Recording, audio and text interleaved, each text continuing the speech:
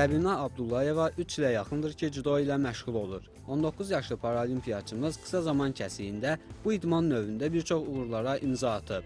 Atası əvvəllər Səbinənin cüdo ilə məşğul olmasına qarşı çıxsa da, qızının idmana olan sevgisi onun fikrindən daşındırıb. Onun bu idman növünə gəlməyi onun öz arzusu olub. O tarixi hadisə kimi bir iş olub. Elə bil ki, mən işdən evə qayıtdım. Qayıdıb evə gələndə gördüm, qızım Səbinə qayıtdı ki, ata, mən idmana getmək istəyirəm. Mənim arzum idmandır, cidodur. Mən dedim, ay qızım, bu cidoya getmək oğlan işidir, bu qız işi deyil. Dedi, yox, mənim həvəsim var cidoya.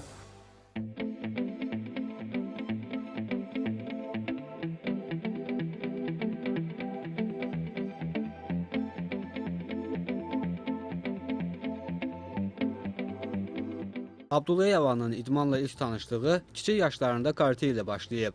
Lakin diqqəti dərslərdən yayındığı üçün bu idman növü ilə məşğul olmayıb. İlk dəfə judoya tanış olanda karate ilə müqayisə edəndə daha çətin bir idman növüdür. Biraz çətinlik olsa da, təbii ki, asan bir şey yoxdur. Çətinlik olsa da istək və həvəslə onun üstəsindən gəlməyə şükür olsun ki, nail oldum. Çalışqanlıq və istəyi sayəsində Səbinə Macarıstanın Eger şəhərində böyüklər arasında keçirilən Avropa çempionatında gümüş, gənclərin dünya çempionatında isə qızıl medal qazanıb. Qarşıda isə idmançımızı daha məsuliyyətli bir yarış, Avropa oyunları gözləyir. O, paralimpiyaçı xanımlar arasında Bakı 2015-ə vəsiqə qazanan yeganə idmançıdır.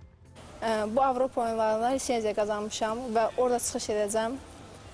Bunu işdə vecdənə çox şad oldum, çünki öz ölkəndə öz bayrağı, öz qaldırmaq, himni səsləndirmək hər bir idmançının istəyəcəyi bir şeydir. Bu mənim üçün böyük bir qürur oldu.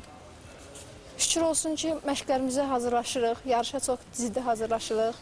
Müəllimimiz tərəfindən üstümüzə ciddi nəzarət var.